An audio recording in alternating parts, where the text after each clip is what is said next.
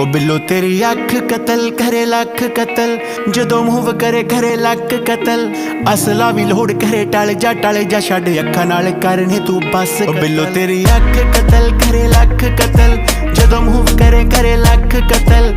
असला भी लोड़ करे टल जा छड़ अखा नाल करने तू बस कतल। 47 है वेट 47 नू मार कले एमजी दे पट्टे जियां जुल्फां ते हार करे। मारेंगी तू किसे नू बरूद दी पुड़िए नकरा बरहटे वांगू सीने चो पार करे। नक विच पाया कोका होंद तड़वा के ऑटोमैटिक जेन तू शकीनी रखे लाके। कद तेरा रफल पठानी वर्गा M16 जही रखिया तू फिगर बना। सुरमा भी सच कतल